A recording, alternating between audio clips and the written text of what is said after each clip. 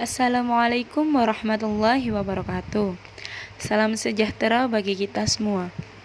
Pada kesempatan hari ini, kami dari kelompok 2 akan mempresentasikan tugas mata kuliah Pendidikan Inklusi yang berjudul Identifikasi dan Asesmen. Perkenalkan, saya Vivi Novitasari, NIM 182, dan anggota kelompok saya yaitu Adelia Igadama, NIM 025, Wahyuni Pratikasari, NIM 100, Lisna Setia, NIM 171, dan Evi Syamayantik, NIM 173. Sesi selanjutnya yaitu pemaparan materi yang akan disampaikan oleh teman-teman saya. Kepada penyampaian materi, waktu dan tempat saya persilahkan. Saya Wahyuni Pratikasari, NIM 100, akan menjelaskan apa itu identifikasi. Menurut Wardani 1995 dalam Munawir Yusuf MPSI, identifikasi merupakan langkah awal dan sangat penting untuk menandai munculnya kelainan atau kesulitan. Identifikasi dimaknai sebagai proses penyaringan atau screening untuk menentukan jenis kebutuhan khusus anak.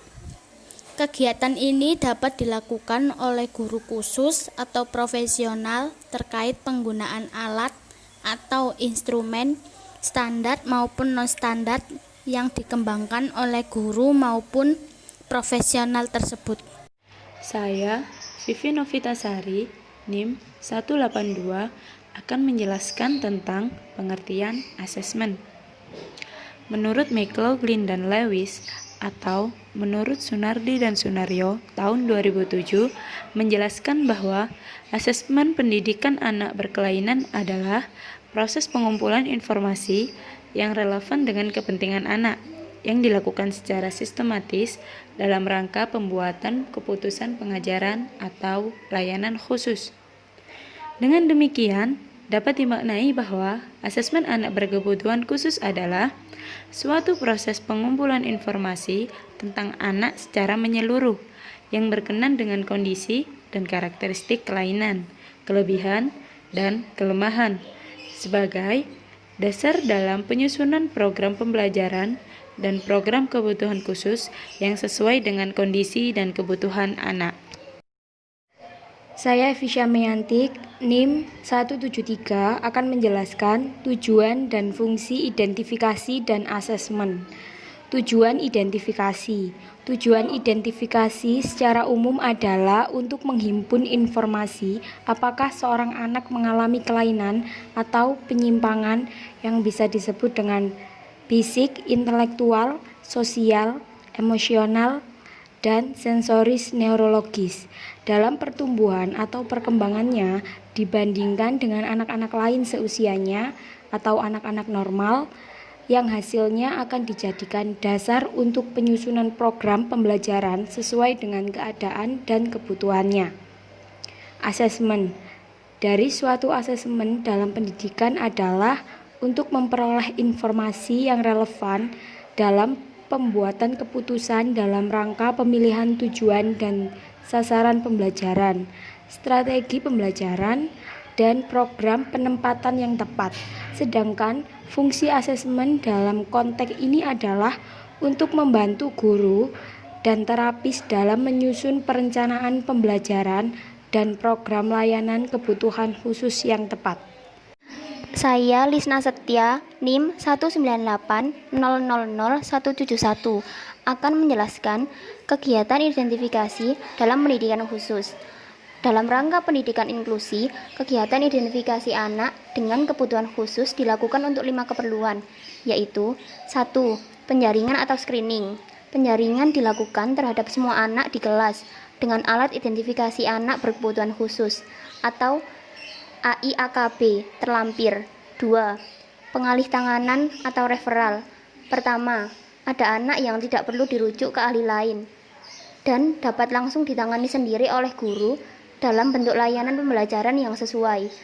Kedua, ada anak yang perlu dirujuk ke ahli lain terlebih dulu, seperti psikolog, dokter, ortopedagog, dan terapis, baru kemudian ditangani oleh guru.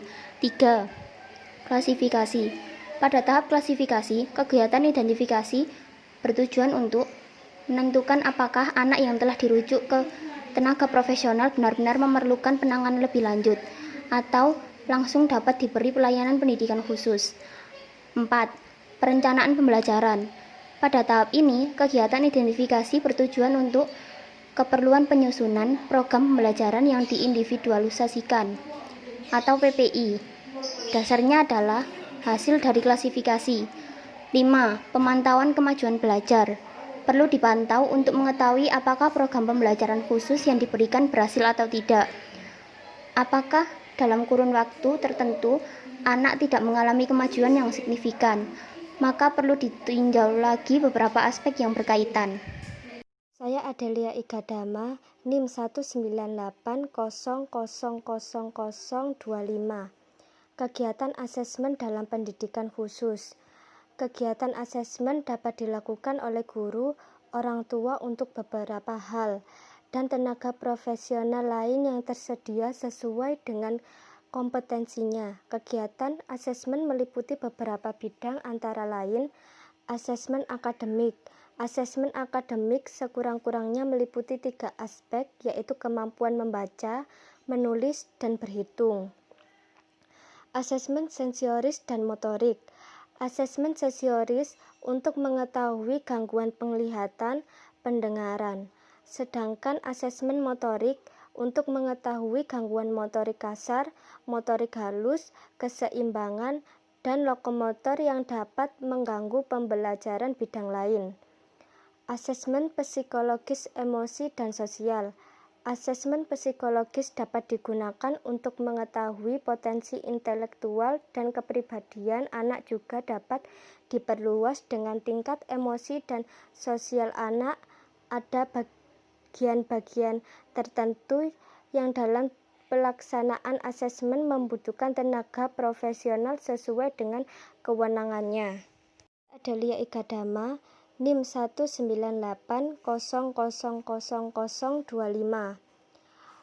Hubungan identifikasi dan asesmen dalam pendidikan khusus.